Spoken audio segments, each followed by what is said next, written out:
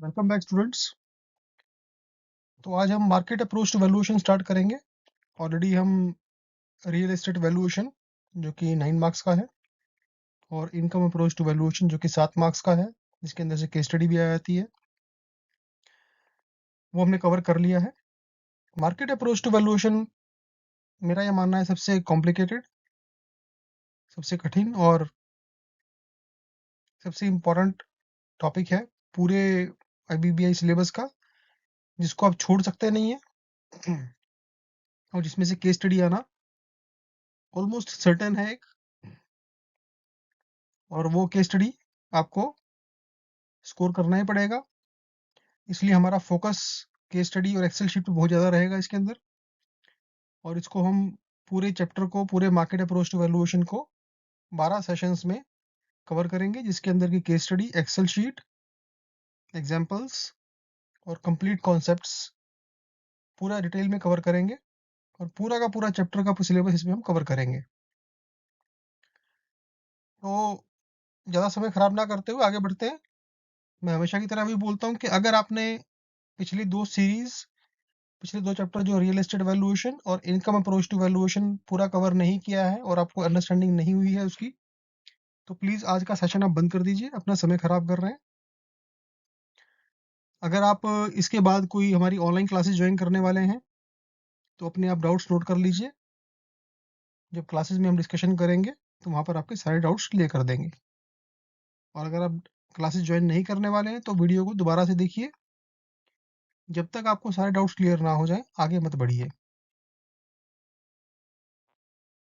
देखिए, ये पूरा सिलेबस है मार्केट अप्रोच का, जिसके अंदर की types of market, market survey data collection, sources of sales transaction, उसके बाद ये 3 टॉपिक थ्योरी के हैं, और उसके बाद ये सारा का सारा आपका ये केस स्टडी और एग्जांपल्स और इसमें की मेथोडोलॉजीज हैं, जो कि एक-एक टॉपिक के अंदर मल्टीपल मल्टीपल मेथड्स हैं, और काफ़ी डीपली हम इसको स्टडी करेंगे। इसलिए इसको 12 चैप्टर्स में, 12 वीडियोज़ में इसको डिवाइड करेंगे और 12 सेशन में इसको पूरा कवर करेंगे। तो उसके बाद कंपैरिजन सेल्स मेथड, 5 फैक्टर होते हैं, तो उसके अंदर हम 3 फैक्टर जो IBBI सिलेबस के अंदर कवर्ड हैं वो कवर करेंगे। Hedonic model, adjustment grid model, sales comparison method, land characteristics like land lock, properties का वैल्यूएशन, उस टाइप का। हाइपोथेटिकल प्लॉटिंग स्कीम्स का जो रहता है, hypothetical plotting scheme, hypothetical building schemes, वो सब भी हम इसमें कवर करेंगे।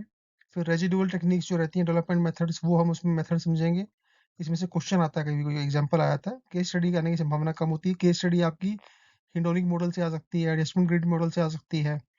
देन हाइपोथेटिकल प्लॉटिंग स्कीम की केस स्टडी मेरे सेकंड अटेम्प्ट में आया था। जॉइंट वेंचर, ये बहुत इंपॉर्टेंट टॉपिक है, इसमें से केस स्टडी आने की पूरी पूरी संभावना होती है, क्योंकि इसमें आराम से 4 से 6 क्वेश्चन बनते हैं और 12 नंबर की, 8 से 12 नंबर की केस स्टडी आने की पूरी पूरी संभावना है इसमें। तो हम जॉइंट वेंचर की भी 2 केस स्टडीज करेंगे और 4-5 एग्जांपल्स भी इसमें लिखेंगे। काफी डीपली फोकस करेंगे एक टॉपिक के ऊपर। तो आज के सेशन में हम बेसिकली ये पहले 3 पॉइंट्स पे फोकस करेंगे, और थोड़ा सा हम कंपैरिजन सेल्स मेथड का थोड़ा सा टच करेंगे, और फिर हम नेक्स्ट सेशन से उसको बाकी टॉपिक्स को लेना शुरू करेंगे। तो आज हम बेसिकली थ्योरी पे कवर करने वाले हैं। तो देखिए, बेसिकली जो टाइप्स ऑफ मार्केट है, इसमें से थ्योरी क्वेश्चन आ जाता है कभी, मतलब काफी जो, अगर इसमें से थ्योरी क्वेश्चन आएगा तो इनमें से आ सकता है कि there are three, what are the main types of markets: buyer market, seller market और स्टेबल मार्केट। स्टेबल और बैलेंस्ड दोनों एक ही बात है। तो इसको हम समझेंगे एक मार्केट को, क्योंकि थ्योरी में आपको बोल देगा, ये कुछ कैरेक्टरिस्टिक दे देगा और बोलेगा whether it is buyer market, seller market, stable market, none of the above, और बैलेंस मार्केट। तो आपको हर एक मार्केट का कैरेक्टरिस्टिक पता होना चाहिए। ये क्वेश्चन मेरे केस में आया था, थ्योरी क्वेश्चन इसमें से 1 नंबर का आया था, और ये बड़ा आसान है। तो मैं आपको कॉन्सेप्ट समझा दूंगा, तो आपको इसमें स्कोर करना बिल्कुल भी कठिन नहीं रहेगा ये। देखते हैं। बायर मार्केट, इसको समझिए: when number of units, alternatives and substitute properties available to the buyer are far in excess of demand। क्या मतलब कि बायर के पास ऑप्शंस ज्यादा हैं। मतलब क्या हो गया, जो यूनिट्स अवेलेबल है मार्केट में वो डिमांड से ज्यादा है। मतलब 100 यूनिट अवेलेबल है और डिमांड 10 की है, तो बायर का रेट चलेगा। बायर मार्केट ऐसे समझिए आप इसको। तो बायर मार्केट में क्या होगा, buyer has more bargaining power. तो फर्स्ट कैरेक्टरिस्टिक क्या होगी कि आपकी number of units available in market is more than number of units which are in demand in market. First characteristic is this. और second, buyer market में ऐसे याद रखिए कि buyer has more bargaining power. और इसमें जो नंबर ऑफ यूनिट्स हैं वो दो तरह की यूनिट्स होती हैं, ऑल्टरनेटिव एंड सब्स्टिट्यूट। ये दोनों टाइप का प्रॉपर्टीज इसमें, ऐसा नहीं कि एग्जैक्टली सेम, तो उसका सब्स्टिट्यूट भी आ सकता है। जैसे कि मान लीजिए एक घर है तो उसका फ्लैट भी कंपेरेबल है उसका, क्योंकि सब्स्टिट्यूट है वो। 2 बेडरूम का घर है या 2 बेडरूम का बिल्डर फ्लोर है, और तो 2 बेडरूम का बाजू में अगर हाई राइज बिल्डिंग है उसमें फ्लैट है, तो वो भी उसकी मार्केट को इफेक्ट करेगा, बिकॉज दोनों 2 बेडरूम के हैं। और दोनों जो बायर है बेसिकली वो 2 बेडरूम का फ्लैट भी ले सकता है और 2 बेडरूम का बिल्डर फ्लोर भी ले सकता है। तो दोनों में कंपेयर अल्टरनेटिव वाला सब्स्टिट्यूट प्रॉपर्टीज हो गई वो। सेलर मार्केट, ये बेसिकली रिवर्स है बायर मार्केट का। इसके बायर मार्केट में किसके पास बार्गेनिंग पावर थी, बायर के पास। तो सेलर मार्केट में सेलर हैज मोर पावर। तो सेलर के पास बार्गेनिंग पावर ज्यादा कब होगी, जब खरीदार ज्यादा होंगे और बेचने वाले कम होंगे। तो seller number of units on sale is less than demand in the market. तो अगेन इसमें आपको अल्टरनेटिव एंड सब्स्टिट्यूट प्रॉपर्टी दोनों कंसिडर करते हुए आपको देखना है कितने यूनिट्स की डिमांड है और कितने डिमांड की यूनिट्स की अवेलेबिलिटी है। स्टेबल और बैलेंस मार्केट, देखिए ये थोड़ा सा समझने वाली चीज है। बायर सेलर तो बिल्कुल सिंपल है, बायर मतलब बायर को पावर है, सेलर को पावर है। तो अब इसके अंदर क्या है, sometimes in spite of some demand and some supply in market, buyer defer purchase of properties leading to artificial stoppage of demand in market. तो कई बार क्या होता है कि डिमांड तो है, लेकिन बायर को लगता है कि नहीं नहीं अभी प्रॉपर्टी प्राइस गिरेंगे या रेट ऑफ इंटरेस्ट गिरने वाले हैं, तो थोड़ा वेट करता है। वो उसको खरीदनी है, बट वो 2 4 6 महीना 1 साल उसको वेट करेगा। तो वो डिमांड को बेसिकली आर्टिफिशियली स्टॉप कर रहा है और वो डेफर कर रहा है परचेज को। तो in that situation prices neither fall nor increase. तो उस मार्केट में प्राइस स्टेबल हो जाएंगे आपके, और ट्रांजेक्शन मार्केट में होंगी ही नहीं, क्योंकि बायर को डिमांड तो है लेकिन उसने खरीदना बंद कर दिया। तो अब उससे क्या होगा, ट्रांजेक्शन बंद हो जाएंगी मार्केट में। ट्रांजेक्शन बंद होगी तो प्राइस गिरेगा भी नहीं, क्योंकि डिमांड तो बेसिकली डिमांड तो है, लेकिन इंक्वायरीज आ रही हैं लेकिन कोई खरीद ही नहीं रहा उसको बेसिकली। तो सेलर उसको बेच नहीं रहा, सेलर प्राइस कम नहीं कर रहा, बिकॉज इंक्वायरीज आ रही है बट ट्रांजेक्शन नहीं हो रही। One of transaction if happen in market does not change price of other properties in the market. तो इस मार्केट में मान लीजिए अब किसी सेलर को कोई मतलब प्रॉब्लम है, कोई फाइनेंशियल डेट है कुछ, और उसको बेचना है, या उसका कोई लोन खराब हो गया, एनपीए हो गया, उसको डिस्ट्रेस में बेचना है, तो वो बेचेगा एक एक ट्रांजेक्शन। तो उसके लिए बायर भी उसको मिल जाएगा, बायर सस्ते में उठा भी लेगा प्रॉपर्टी उसकी। लेकिन वो वन ऑफ ट्रांजेक्शन अगर हो भी गई तो उससे बाकी जो सेलर्स हैं वो बोलेंगे ठीक है उसने बेच दिया मैं नहीं बेचूंगा, बिकॉज मेरी प्रॉपर्टी की वैल्यू है, राइट। और जो बायर्स हैं वो भी वेट करते रहेंगे कि ठीक है जी प्रॉपर्टी प्राइस कम होंगे मैं खरीदूंगा। तो वो डिपेंड करता है कि साहब ये मान लीजिए कोई ऐसी गवर्नमेंट की स्कीम आने वाली है कि आप इस डेट के बाद अगर प्रॉपर्टी खरीदेंगे तो आपको ये एक्स्ट्रा इंसेंटिव मिलेंगे। जैसे पीएमएवाई का ऑफर आया था बीच में बहुत साल पहले कि साहब प्रधानमंत्री आवास योजना आएगी, तो उसमें जो लोग ईडब्ल्यूएस वाले जो लोग हैं उनको एक सर्टेन अमाउंट का सब्सिडी मिल रहा था। तो मान लीजिए अपन गवर्नमेंट ने अनाउंस कर दिया कि 3 महीने बाद आने वाला है, तो जो भी छोटे घर खरीदने वाले लोग हैं वो 3 मंथ्स के लिए वेट करेंगे कि ठीक है जब स्कीम लॉन्च होगी तब खरीदेंगे, ताकि हमें 2.5 लाख रुपए का उसमें 2 लाख आई थिंक 2,67,000 रुपए का उसमें सब्सिडी था। तो उन्होंने डेफर किया था लोगों ने, बहुत सारे लोगों ने, तो वो डिमांड डेफर कर दी बेसिकली। उसके बाद स्टेबल मार्केट, स्टेबल और balance markets tend to last for shorter amount of time than buyer market and seller market. तो अब देखिए जो स्टेबल और बैलेंस मार्केट है इसी ये कैरेक्टरिस्टिक भी है, उसका जो लॉन्जेविटी है मतलब कितने समय तक रहेगा। अगर पीरियड ड्यूरेशन बोले, हो सकता है बायर मार्केट 1 साल चल जाए, हो सकता है बायर सेलर मार्केट 1 साल चल जाए, लंबा चल जाए। लेकिन बैलेंस और स्टेबल मार्केट जो है वो छोटे पीरियड के लिए रहेगा। वो ऐसा नहीं कि 2 साल 3 साल चल जाएगा लंबा, वो शॉर्ट पीरियड के लिए 2 4 6 महीने के लिए चल जाएगा मैक्सिमम। लेकिन उसके बाद वो इधर बायर मार्केट और सेलर मार्केट बनना ही बनना है। देखिए नेक्स्ट जो है टाइप्स ऑफ प्रॉपर्टीज, ये एक अब समझिए कि पूरी मार्केट अप्रोच टू वैल्यूएशन का ये फाउंडेशन है। तो बेसिकली दो तरह की प्रॉपर्टीज होती हैं अंडर मार्केट अप्रोच में। अगर हम बात करेंगे टोटल दो तरह की प्रॉपर्टियां हैं, एक तो है मार्केटेबल प्रॉपर्टी जैसे कि फ्लैट शॉप ऑफिस फैक्ट्री, और दूसरा है non marketable property like school temple museum public और गवर्नमेंट बिल्डिंग्स, ठीक है, म्युनिसिपल पब्लिक अथॉरिटी जो यूटिलिटी बिल्डिंग्स हैं, fire station, hospital, monumental building.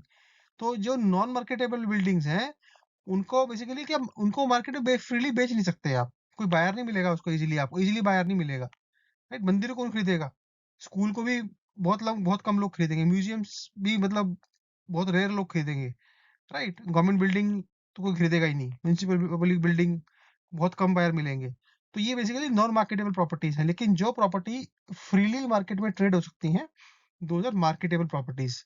तो मार्केट अप्रोच के हिसाब से आपको पहले ये समझना है कि ये प्रॉपर्टी मार्केटेबल है या नॉन मार्केटेबल है। पहला स्टेप ये है, कोई भी अगर आपको वैल्यूएशन आ रहा है मार्केट अप्रोच से, फर्स्ट आइडेंटिफाई दिस थिंग कि मार्केटेबल प्रॉपर्टी की कैटेगरी में फॉल करेगा या नॉन मार्केटेबल। तो इसलिए इसको इंपॉर्टेंट पॉइंट है, याद रखिए, क्योंकि केस स्टडीज में इम्प्लीमेंटेशन में ये कॉन्सेप्ट बहुत ज्यादा रिपीटेडली काम आएगा।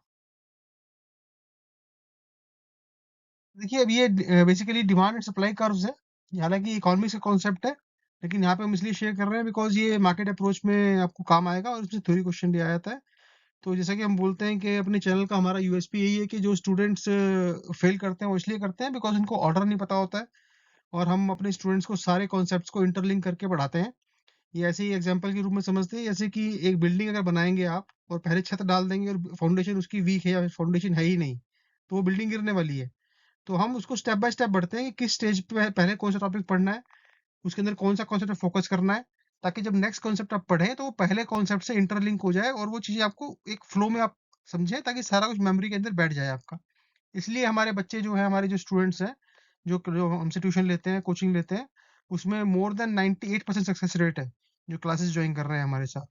तो अब देखिए इस कॉन्सेप्ट को हम यहाँ डिस्कस कर रहे हैं।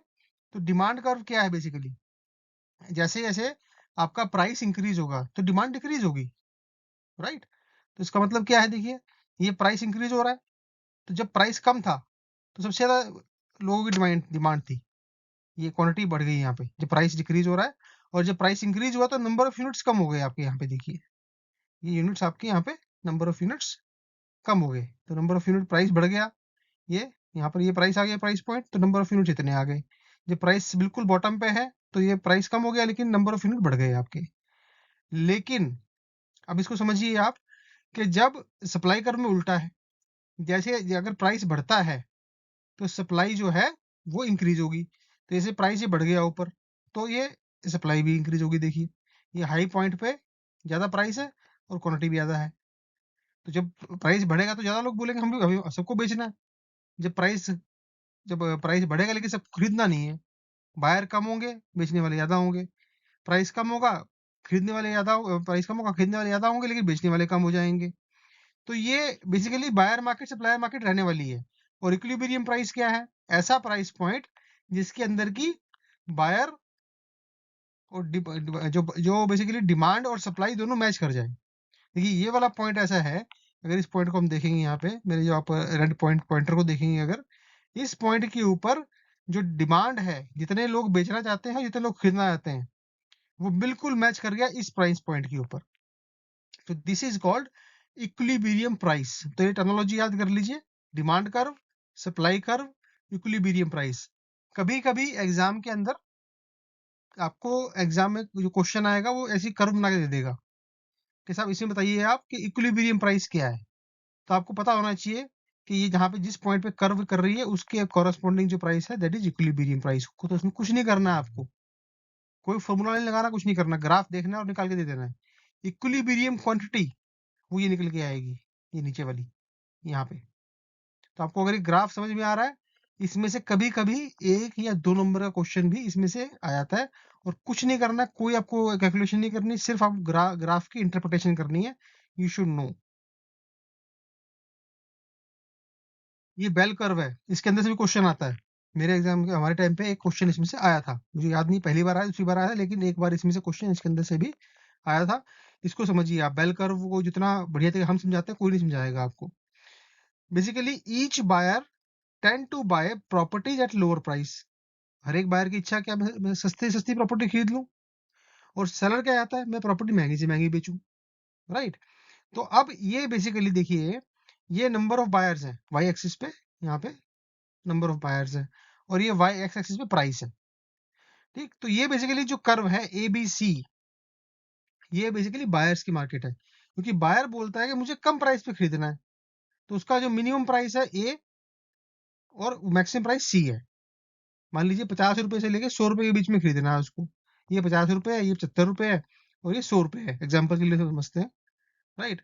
और उसके जो सेलर है वो बोलता है कि साहब मैं 80 रुपए से कम नहीं बेचूंगा, मिनिमम प्राइस, और लेकिन मुझे ज्यादा पैसे चाहिए, मुझे 150 रुपए चाहिए। तो उसने क्या बोला कि मैं 80 रुपीज से लेके 150 के बीच में बेचूंगा।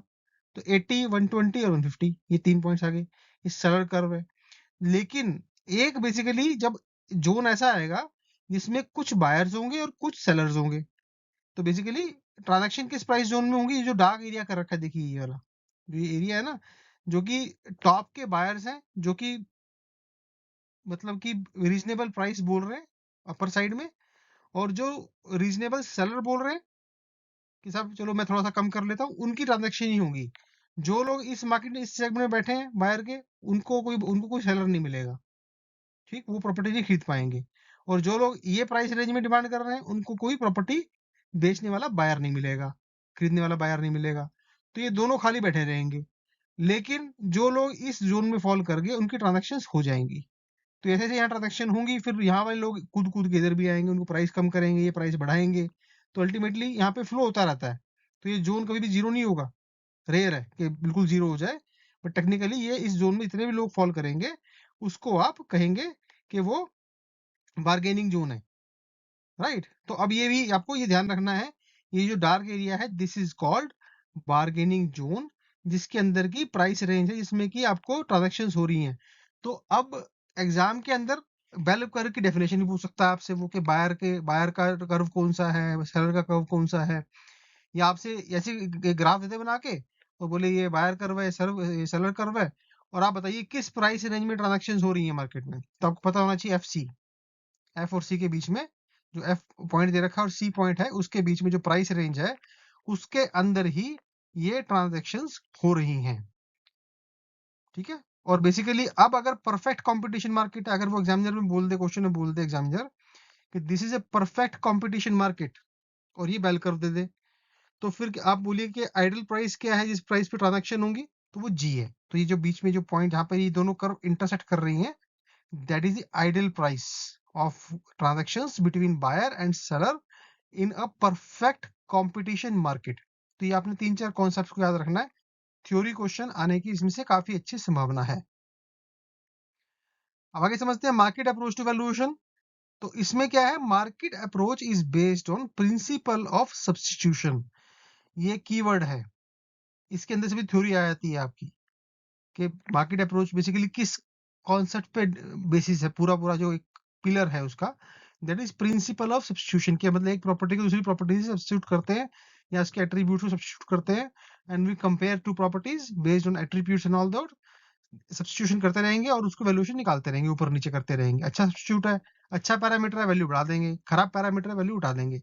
इसको हम आगे केस स्टडी में देखेंगे कि भी इसका मतलब क्या है। अभी इतना समझिए एग्जाम पर्सपेक्टिव से, कि अगर आपसे क्वेश्चन एग्जामिनर पूछता है कि market approach is based on which principle, it is based on principle of substitution. रट्टा मार लीजिए इसको भी, यहाँ पे 1 नंबर का थ्योरी क्वेश्चन यहाँ से आ सकता है आप।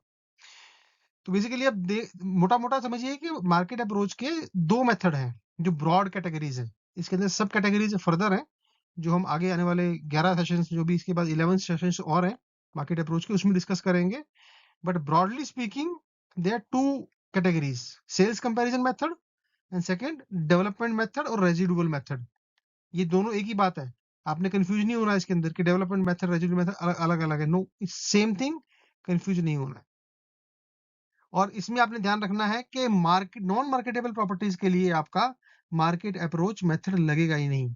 अगर वो बोलता है कि टेम्पल है और उसका वैल्यूएशन करिए आप मार्केट अप्रोच से, तो आपको नहीं करना है, आप कर ही नहीं सकते उसको, आपको आंसर देना नॉट पॉसिबल। ऐसा क्वेश्चन भी आ जाता है कि आपको पूरी लंबी रामायण दे देगा लिख के, 2 पैराग्राफ का क्वेश्चन दे देगा लिख के, और बोलेगा सब मंदिर का वैल्यूएशन कर दो आप मार्केट अप्रोच से, राइट। तो आपको आंसर बोलेगा कि मान लीजिए 1 करोड़, 2 करोड़, 5 करोड़, नॉट पॉसिबल। तो आपको वो इतने लंबे रामायण उसने बोल दी, लेकिन हम जहां देखा टेम्पल है और मार्केट अप्रोच से करना है, नॉन मार्केटेबल प्रॉपर्टी है, तो वो बेसिकली कॉन्सेप्ट चेक कर रहा है आपका, ना कि आपकी कैलकुलेशन चेक कर रहा है, और वो आपका समय खा रहा है। एग्जामिनर कोशिश करेगा आपका समय खराब करे, ताकि आपको टफनेस बढ़े, आपका समय कम हो जाए और आप प्रेशर में आके बाकी जगह जो टाइम है उसमें ना लगाएं। तो अगर आपको ये समझ में आ रहा है, जब पीछे हम लोग कॉन्सेप्ट बात किया कि पहले आप ये देखिए कि वो मार्केटेबल प्रॉपर्टी है, नॉन मार्केटेबल प्रॉपर्टी है। अगर नॉन मार्केटेबल है तो मार्केट अप्रोच लगानी ही नहीं है उसमें। देखिए ये फैक्टर्स हैं बेसिकली, जो फैक्टर्स अफेक्टिंग वैल्यू, ये हम ऑलरेडी पहले वैसे बात कर चुके हैं, लेकिन सिंस यहाँ पर टॉपिक कवर किया हुआ है, इसलिए दोबारा से काइंड ऑफ रीइटरेशन कर रहे हैं, क्विकली करेंगे इसको। तो social, legal, economic, physical, technical factors, ये चार तरह फैक्टर्स होते हैं जो किसी भी प्रॉपर्टी की वैल्यूएशन को इम्पैक्ट करते हैं, स्पेशली मार्केट वैल्यू। जो मार्केट अप्रोच से हम करते हैं तो हमें चारों फैक्टर देखने हैं उसके अंदर। सोशल फैक्टर्स क्या है? Location, situation. Property is all about location, location, location. तो उसकी सिचुएशन क्या है, किस लोकेशन पे प्रॉपर्टी है, locality of the property, poor class, middle class, posh class, living standard क्या है वहाँ पे, सिविक एमिनिटीज कितनी है आसपास, shopping mall, market, cinema hall, hospital, railway station, population density कितनी है उसकी, फिर पॉपुलेशन ग्रोथ कितनी है, कंजेशन कितना है, ठीक है, और प्रेस्टीज एस्पेक्ट, किस बाजू में पड़ोसी कौन है उसका, फिल्म स्टार रहता है तो वैल्यू बढ़ जाएगी, कोई पुरानी बिल्डिंग है इसकी प्रेस्टीज बहुत ज्यादा है, प्रोमिनेंट लोकेशन है जैसे कि सेवन रेस कोर्स हो गया, रेशियल हैबिटेशन, तो कोई स्पेसिफिक हिंदू कॉलोनी है, मुस्लिम कॉलोनी है, तो वहाँ पे उस कम्युनिटी के लोग ज्यादा चाहेंगे भी हम यहीं पे रहें। पर्सनल फैक्टर, कोई कोई किसी घर में मतलब मान लीजिए कुछ सेंटिमेंटल कंसिडरेशन है, तो हम उसमें मेरा जन्म हुआ था बिल्डिंग के अंदर, राइट, या फिर जैसे अमिताभ बच्चन का था कि मेरी मेरी माँ ने इस घर में काम किया है तो उसको इमोशनल अटैचमेंट थी उससे, राइट। वास्तु फेंगशुई का रीजन भी होता है कभी कभी कि साउथ फेसिंग, नॉर्थ फेसिंग, वो अलग फैक्टर्स हैं। फिर स्टिग्मा फैक्टर्स, स्टिग्मा हम ऑलरेडी पहले बात कर चुके हैं, सारे फैक्टर हम बात कर चुके हैं मल्टीपल टाइम पीछे भी। स्टिग्मा ऐसे मान लीजिए किसी घर में बोलते हैं कि भूत का वास है, कोई चुड़ैल रहती है इसमें, पहले कब्रिस्तान था कोई पास्ट में, या सुनामी उनामी आई थी कभी, अर्थक्वेक आया था यहाँ पे इस एरिया में, तो वो भी फैक्ट स्टिग्मा है बेसिकली। वो एक परसेप्शन है लोगों के दिमाग के अंदर कि सब उससे प्रॉपर्टी वैल्यू बढ़ भी सकती है, नॉर्मली घटती है, स्टिग्मा से प्रॉपर्टी वैल्यू घटती है। और स्टिग्मा की वैल्यूएशन करना भी हम आगे सेशंस में सीखेंगे। आगे जब हम सब्सिक्वेंट करेंगे तो स्टिग्मा की वैल्यूएशन भी करनी होती है, तो वो भी हम सीखेंगे प्रैक्टिकली केस स्टडीज में। Legal factor, social legislation, like जैसे कि आपका रेंट कंट्रोल एक्ट हो गया, फिर आपका लैंड एक्विजिशन एक्ट हो गया, अर्बन एक्ट एक्ट हो गया, कोस्टल रिलीजन, जो भी एक लॉज हैं जिसकी वजह से प्रॉपर्टी का वैल्यूएशन ऊपर नीचे हो सकता है, तो वो देखना है। रेंट कंट्रोल एक्ट हमने पिछले वाले कुछ केस स्टडीज में एप्लीकेशन देखी है उसकी, हम आने वाले समय में और इसकी एप्लीकेशन देखेंगे, बिकॉज रेंट कंट्रोल एक्ट का डायरेक्टली क्वेश्चन आने की संभावना बहुत कम है, बट उसका मल्टीपल केस स्टडीज के अंदर एज ए कॉन्सेप्ट एप्लीकेशन जरूर होता है। और लैंड एक्विजिशन एक्ट की प्रॉपर्टी के वैल्यूएशन के ऊपर जो इम्पैक्ट है, वो प्रॉपर्टी वो आने की संभावना काफी हद तक रहती है, उसका हम केस स्टडी अच्छे से देखेंगे। और इसके बाद जैसे ईज़मेंट का भी इम्पैक्ट आता है उसके अंदर, उसको भी सीखेंगे कैसे आगे आने वाले समय में। लीज़ की हम ऑलरेडी वैल्यूएशन कर चुके हैं। तो ये जो कानून है इसका इम्पैक्ट क्या है प्रॉपर्टी वैल्यूएशन पे? इकोनॉमिक फैक्टर्स, डिमांड सप्लाई, जैसे macro economic factor, inflation, deflation, boom, recession, income बढ़ रही है सब लोगों की, पैरेलल इकोनॉमी मतलब कैश इकोनॉमी, लोन्स की अवेलेबिलिटी क्या है, बैंक्स कितनी इजीली लोन कर रहे हैं, क्रेडिट पॉलिसी सॉफ्ट है, हार्ड है, जॉब्स का जॉब मार्केट कैसी है, एम्प्लॉयमेंट अच्छी है, अनएम्प्लॉयमेंट बढ़ी हुई है, वेजेस सैलरीज कम है, ज्यादा है। और physical size, shape, topography, Vista हम ऑलरेडी डिस्कस कर चुके हैं कि आपके घर के सामने से व्यू कैसा आ रहा है, जमीन किस टाइप की है, फ्रंटेज कैसा है उसका, गोमुख है, प्लॉट का एरिया रेक्टेंगल है, स्क्वायर है, तो ये सारे फैक्टर्स जो टेक्निकल फैक्टर्स हैं वो भी प्रॉपर्टी का वैल्यूएशन कहीं ना कहीं इम्पैक्ट डालते हैं। देखिए सेल्स कंपैरिजन मेथड, इसके ऊपर हम इस स्लाइड में, इस सेशन में थोड़ा सा कवर करेंगे बेसिक जो चीज है, और हम एक एक टॉपिक को, हम एक एक मेथड को अगले आने वाले सेशंस में लेंगे with examples and case studies. So sales comparison method is a popular and common valuation methodology for real estate valuation। तो ये सबसे कॉमन और पॉपुलर मेथड है रियल एस्टेट वैल्यूएशन का, सेल्स कंपैरिजन। सबसे आसान तरीका यही होता है कि हम चार लोगों से पूछ के प्रॉपर्टी वैल्यू कर देते हैं कि आप क्या भाव में प्रॉपर्टी बिक रही है। मेजोरिटी लोग ऐसे ही करते हैं। Sales comparison approach can be particularly helpful when a property does not generate lease income or that information is not available। तो हमने पीछे इनकम अप्रोच से वैल्यूएशन किया कि सब उसकी नेट ऑपरेटिंग इनकम कितनी है, ग्रॉस रेंट, नेट रेंट कितना आ रहा है, और उसका हमने यील्ड से पिछले वाले जो टॉपिक था उसमें हमने कवर किया था। लेकिन अगर मान लीजिए कोई प्रॉपर्टी का इनकम ही नहीं है, राइट, तो उसको कैसे करेंगे आप? मालिक खुद रह रहा है उसके अंदर, तो इनकम तो है नहीं उसके अंदर। तो उसके लिए फिर आपको मार्केट अप्रोच का एक टेक्निक है। तो बेसिकली जो प्रॉपर्टी मार्केटेबल हो और इनकम जनरेटिंग हो, ठीक है, ये इंपॉर्टेंट देखिए ध्यान रखने वाली बात है, उसका वैल्यूएशन कर सकते हैं। So basically, this method estimates market value for a property using recent sale data from other similar properties. This approach is generally recommended for non-income fetching but marketable property. देखिए मैंने इसको अंडरलाइन कर दिया है, दो कीवर्ड्स हैं, income fetching and marketable. तो ऐसा कॉम्बिनेशन आता है कि which case you will use marketable approach. एक बोलेगा कि साहब income fetching marketable, non income fetching marketable, right, income fetching non marketable, non income fetching non marketable. अब बताइए कौन सा आंसर है? आपको यहाँ पता होना चाहिए कि non income fetching but marketable properties, क्योंकि नॉन इनकम फेचिंग के अंदर आप इनकम अप्रोच लगा नहीं सकते हैं। नॉन मार्केटेबल जहाँ पे आ गया दोनों ऑप्शन उड़ गए आपके, बचे दो। अब उसमें से एक का इनकम है, एक का नॉन इनकम है, तो इनकम वाले का भी कर सकते हैं आप मार्केटेबल से, लेकिन उसके लिए अदर ऑप्शन भी है आपके पास। लेकिन अगर नॉन इनकम फेचिंग है और मार्केटेबल प्रॉपर्टी है तो आपके पास इनकम अप्रोच की ऑप्शन खत्म हो गई, तो आपको मार्केट अप्रोच से ही करना पड़ेगा। Sales comparison is method is based on principle of comparison and substitution. पीछे हमने कवर किया था इसको कि प्रिंसिपल ऑफ सब्स्टिट्यूशन, तो इसमें प्रिंसिपल कंपैरिजन। अब इसके अंदर जो है मार्केट अप्रोच जो है, ये ध्यान रखना आपने, market approach is based on principle of substitution only, ठीक है। लेकिन सेल्स कंपैरिजन मेथड में दो प्रिंसिपल्स हैं, principal of comparison and principle of substitution. ये आपने ध्यान रखना है, इसमें कंफ्यूज नहीं करना है। ये जो दो अंडरलाइन किया है कीवर्ड्स यहाँ पे ये हैं। देखिए 5 टाइप के जो टेक्निक्स हैं सेल्स कंपैरिजन मेथड के, लेकिन आईबीबीआई सिलेबस के हिसाब से हमें 1 2 3 पे फोकस करना है। अब आने वाले 3 सेशंस में हम इन तीनों के मेथड को सीखेंगे और उनके examples and case studies with Excel और विदाउट एक्सेल दोनों चीज सीखेंगे इसमें। उसके बाद जो नेक्स्ट टेक्निक्स है उसमें जो एग्जाम में हमारे आती हैं वो आती है डेवलपमेंट मेथड, रेजिडुअल मेथड। तो बेसिकली क्या है, whenever capitalisation rate of land and building are different and out of following three data, two data are available or calculatable, then third value can be calculated using these techniques. तो अब क्या है, जो property का valuation है, property valuation is equal to value of land and value of building. जो हमने income approach किया था उसके अंदर आपका जो यील्ड था वो हमने सेम पकड़ा था बिल्डिंग का और लैंड का, एक्सपेक्टेड यील्ड, कि सब लेसर ने लैंड दिया उसके ऊपर भी 8% यील्ड है, फिर बिल्डिंग बनाई लस्सी ने और फर्दर सब लीज कर दी, उसके ऊपर यील्ड 8% है। लेकिन मान लीजिए आपको एग्जामिनर जो लेसर है उसकी एक्सपेक्टेड यील्ड जो है वो 4% है लैंड वाले की, और लेसी जो है बेसिकली जिसने बिल्डिंग बनाई उसकी एक्सपेक्टेड यील्ड 8% है। तो in that case income approach से आप नहीं कर पाएंगे, तो आपको मार्केट अप्रोच से करना पड़ेगा। लेकिन इसका मतलब क्या हुआ कि जहां पर यील्ड बेसिकली लैंड और बिल्डिंग की अलग अलग है, और लेकिन इन तीन में से कम दो इंफॉर्मेशन आपके पास होनी चाहिए या फिर आप निकालने में सक्षम होने चाहिए। आपको फर्दर डाटा दे रखा हो ताकि आप दूसरी चीज को निकाल सके, तो तीसरी चीज आप निकाल लेंगे। मान लीजिए वैल्यू लैंड आपको आप निकाल सकते हैं, बिल्डिंग का निकाल सकते हो, प्रॉपर्टी निकल जाएगा, या वाइस वर्सा। इसको डिटेल में समझेंगे आने वाले सेशंस के अंदर हम लोग। तो देखिए 4 मेथड होते हैं इसमें, types of residual development method.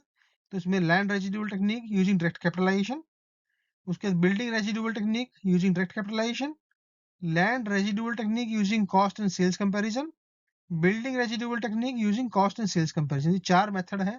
इसको हम आने वाले एक ही सेशन में कवर करेंगे। इसमें से केस स्टडी नहीं आती है कभी भी, एग्जाम्पल आएगा 1 या 2 नंबर का। हम इसमें से चारों मेथड को सीखेंगे और चारों का एटलीस्ट एक एक दो दो एग्जाम्पल इसमें से सीख लेंगे, समझ लेंगे। उसका देखिए जो नेक्स्ट टेक्निक्स है, अभी हम समरी कवर कर रहे हैं और डिटेल में आने वाले सेशन में करेंगे इसको cover with case studies and all, full methodology how to calculate any property valuation with any of these techniques. Hypothetical plotting scheme जो होती है वो बेसिकली जो बड़े प्लॉट हैं, लार्ज प्लॉट हैं, उनकी वैल्यूएशन करने की टेक्निक होती है। तो इसके अंदर से थ्योरी क्वेश्चन ये भी आया जाता है कि hypothetical plotting scheme to be used for which type of properties. तो उसमें ऑप्शन रहेगा, आपको सिलेक्ट करना है लार्ज साइज प्लॉट्स। तो hypothetical layout method or plotting method are basically to estimate to fair market value of large area land pieces on the basis of sample sales data of small plots where recent sales data for similar large size plot is not available. तो small plots can be fully developed, partially developed और open plots। अब बहुत बड़ा land का टुकड़ा है एक, उसके लिए कोई आपको कंपैरिजन मिलेगा ही नहीं कहीं से। जैसा प्रॉपर्टी तो ऐसी बिकी ही नहीं पिछले 5 साल 10 साल में। अब उसका वैल्यूएशन कैसे करेंगे आप? मान लीजिए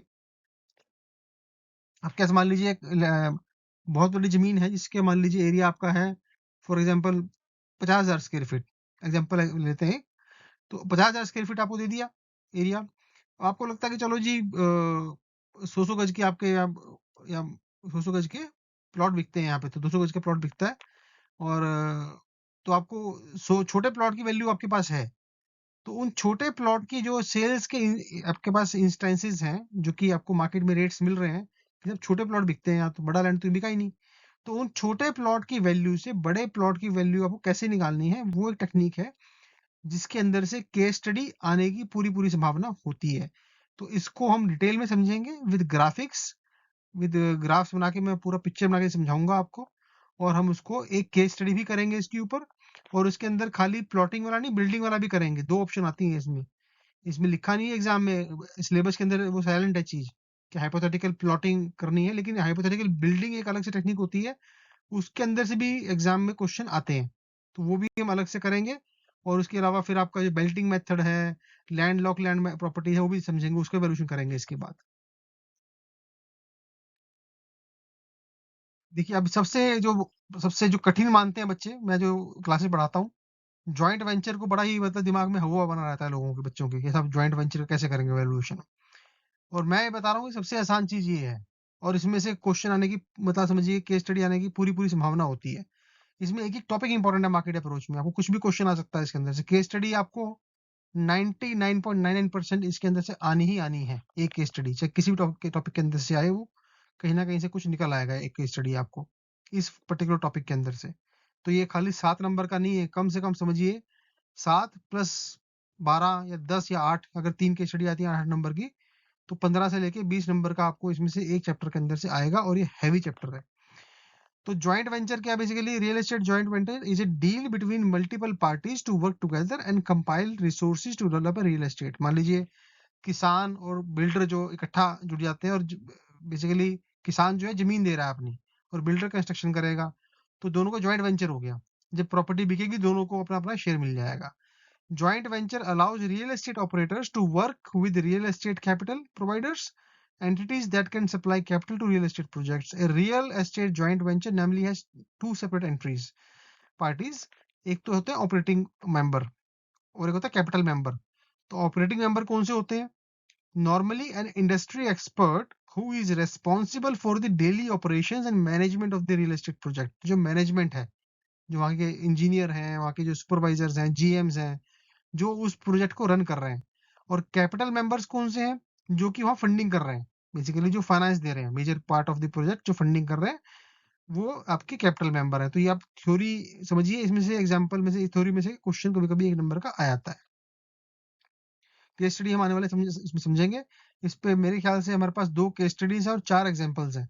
तो इसको डीपली हम स्टडी करेंगे, 2-3 सेशन में कवर करेंगे इसको हम अच्छे से। So thank you very much आज का सेशन देखने के लिए। आज हमने ज़्यादा थ्योरी पे फोकस किया है, और हमने जो आने वाले जो हमारे 11 सेशन है उसका आपको प्लेटफॉर्म समझा दिया है। तो अगर आपको सेशन अच्छा लगा है तो प्लीज़ इस चैनल सेशन को लाइक कीजिए, वीडियो को, और चैनल को सब्सक्राइब कर लीजिए, बेल आइकन क्लिक कर लीजिए, और अपने कमेंट्स जरूर डालिए ताकि थोड़ा सा मोटिवेशन मिले कि आपको वाकई में वीडियो अच्छा लगा है। क्योंकि हिंदी के वीडियोज़ के व्यूज़ कम आते हैं, तो ये बहुत ही कम कस्टमर्स स्टूडेंट्स के लिए मैं बना रहा हूँ। तो अगर आपके लाइक्स और आपके थम्स अप और नहीं आते हैं, तो फिर लगता है कि इसकी रिक्वायरमेंट नहीं है सिस्टम में, तो फिर मोटिवेशन खत्म हो जाता है। तो प्लीज़ आप लाइक कीजिए। Thank you very much. जल्दी ही मिलते हैं नेक्स्ट सेशन पे।